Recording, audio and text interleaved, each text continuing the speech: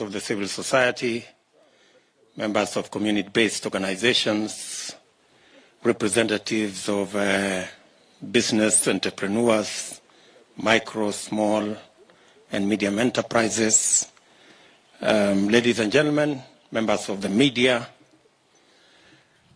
This is yet another occasion when I have, with my economic team, listened, participated, engaged, and shared ideas with members and citizens from Western Kenya, the 4 counties of Western Kenya. Members of my economic team here led by Professor Nandi, Dr. Asienga,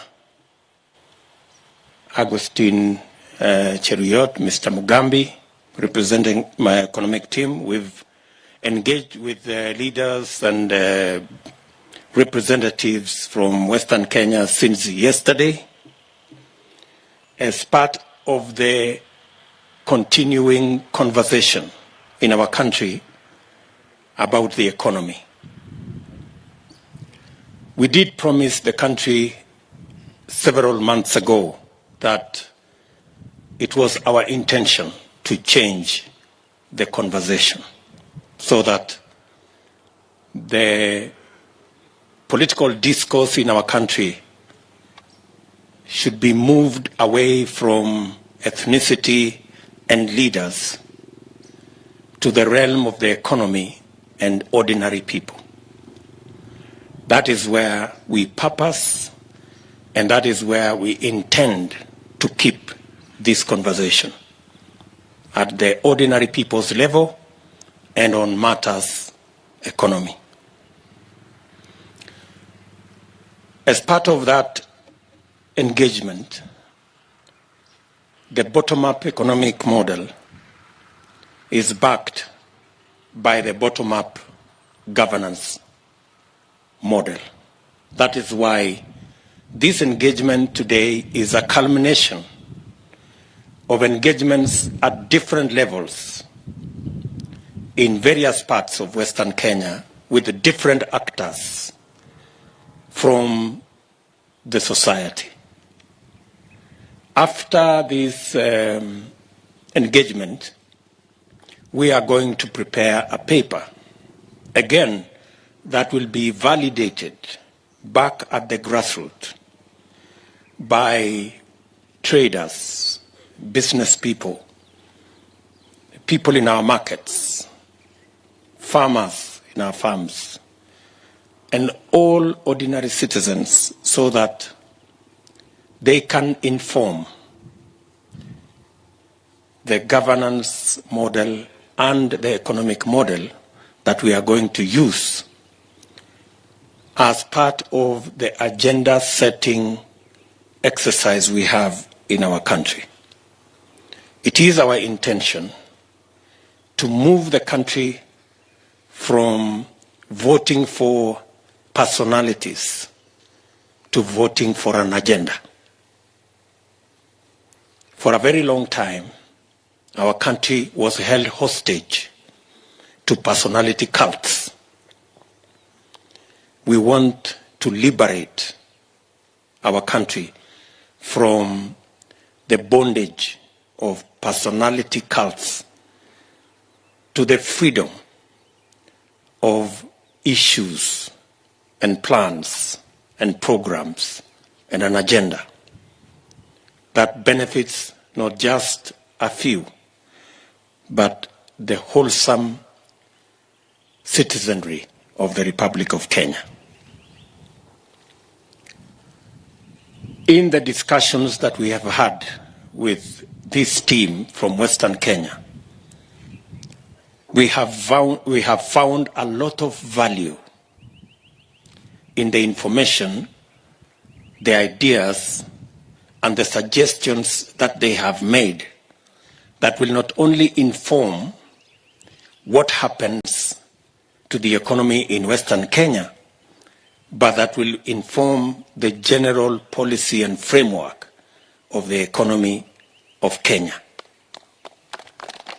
I want to very sincerely thank the many technocrats from Western Kenya and other areas, professors, business people who have made their voluntary contribution without pay, knowing very well that they are contributing as part of their patriotic duty in ensuring that Kenya moves to the next level. Thank you very much, ladies and gentlemen, for finding it worthy to contribute your talent and your expertise and your knowledge to enrich the conversation that we are having in our country.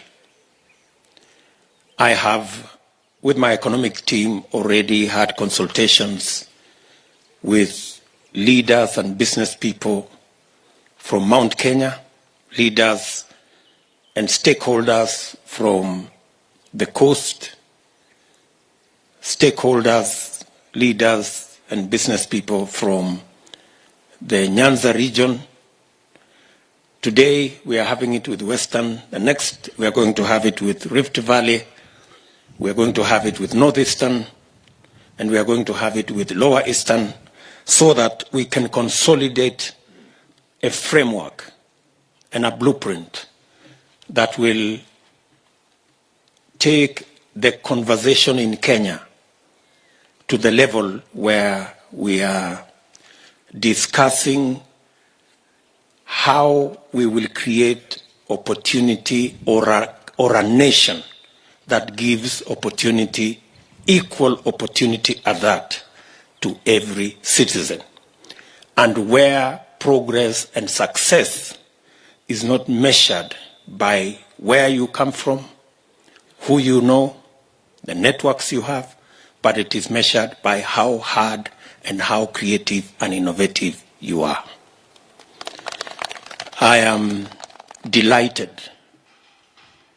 that progressively the country, the whole country at that, including all the leaders, have now come to the realization that the economic conversation in our nation is the conversation that the citizens, the young people, the business people, and every Kenyan wants to have an engagement about.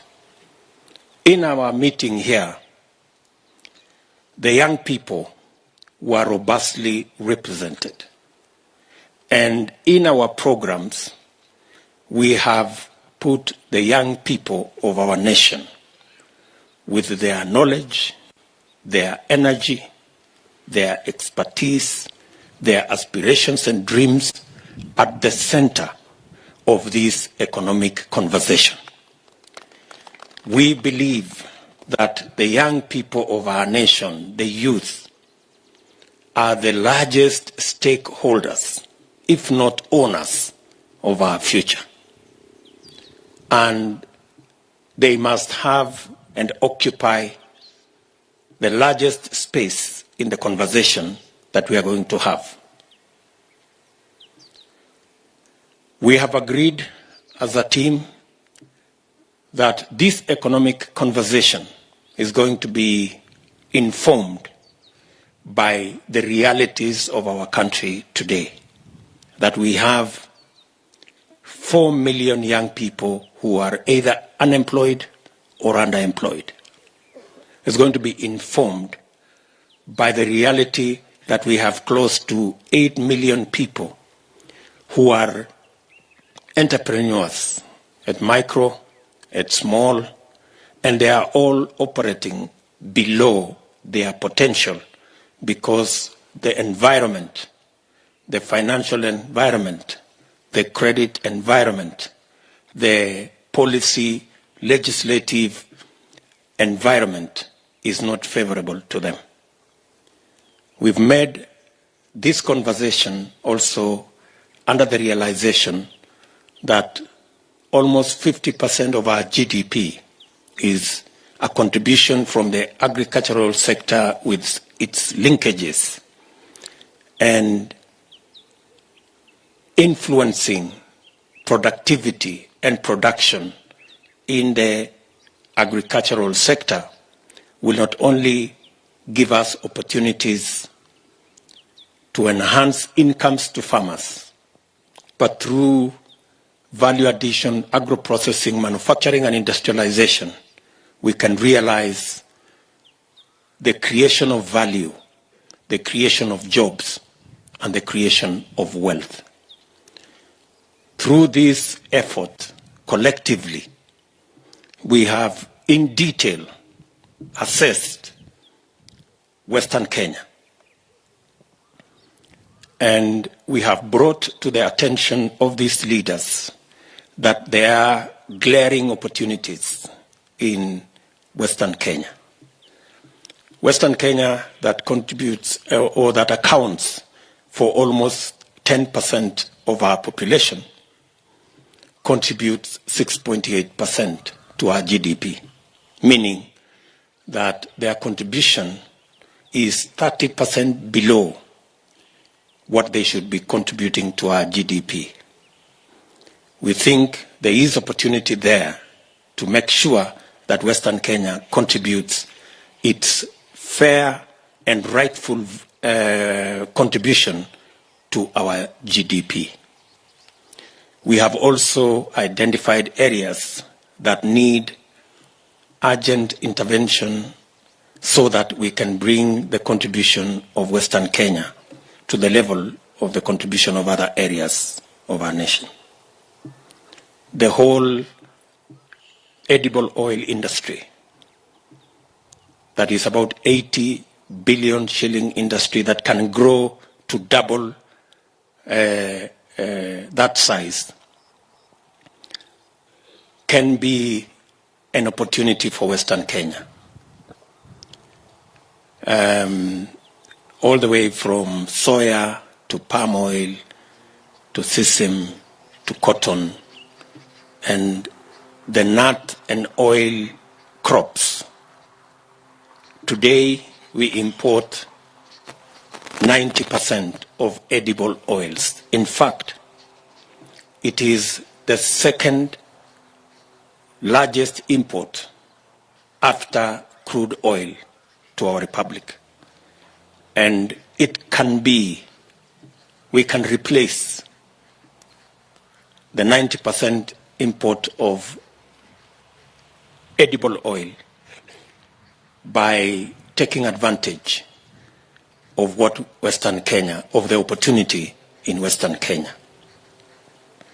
We have all the other sectors that we have discussed, and I am very confident that the document that will result from the consultations of this meeting, that will, as I said, go back for validation by ordinary people at the grassroots, will be a document that will take this country to the next level, both in terms of creating opportunities for jobs, creating value, creating wealth, so that we can deal decisively with the challenge, the twin challenge of unemployment and poverty. I am persuaded that the country is ready for this new conversation. Every part of Kenya, every citizen in our republic wants to know how their ideas, how their suggestions can become part of the nation's way forward. And I want to invite all Kenyans into this conversation.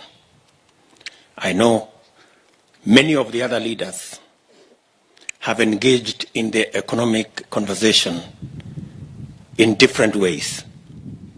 I want to encourage them that in whatever way, even by opposing, it is still part of the conversation.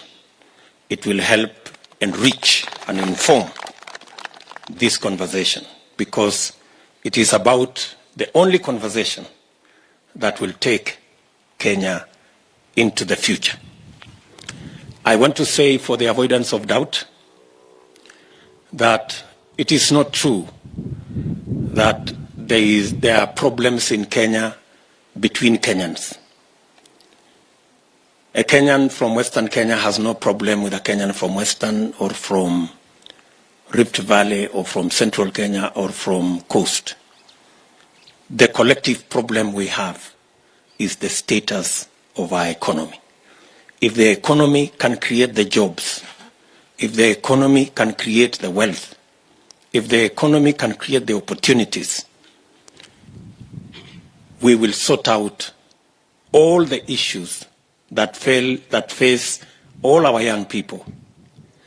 And we can also broaden and increase the number of taxpayers so that we can not only have sufficient resources to finance our development, but we can begin to retire the huge debts that are now part of the conversation in Kenya. I dare say that the most practical way of eliminating the debt challenge that we have is not postponing or rescheduling or doing all the other things that all the other people are suggesting.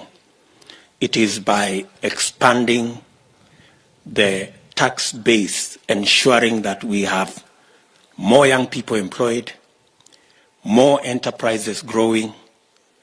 They will pay their fair share of taxes. We will have money to finance our development, and we will have money to pay our debts. Thank you very much. I think we have been as clear as we can get. I can take maybe one or two questions.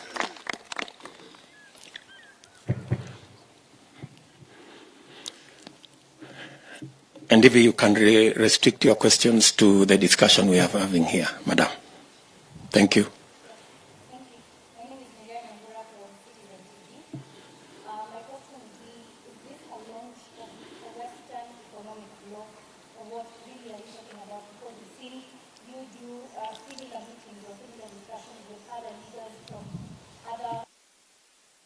Of the country. Perhaps is this really a launch, or what are we really talking about?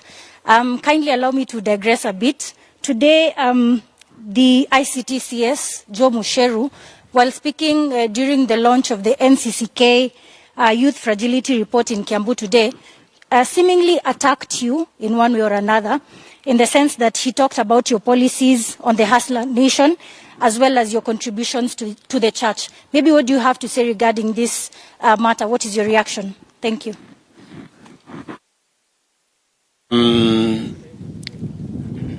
This is not a launch of anything. This is a continuing conversation. And it is a conversation that we intend to be continuous as we bring on board the ideas, the suggestions of many citizens. We believe there is a pool, a rich pool of ideas among us Kenyans. And we are providing an avenue and a platform where those ideas can find their way to inform the agenda for the future of our country. I do not wish to respond to those who are criticizing what we are doing, because we believe that criticism is not entirely a bad thing. At least they are recognizing that we are having a conversation, which is good enough. So, and they are also appreciating that this is the only conversation in Kenya today. They do not have an alternative conversation. That in itself is an appreciation that we are driving in the right direction. Any other question? Thank you very much. Asanteni sana. Nawatakia heri.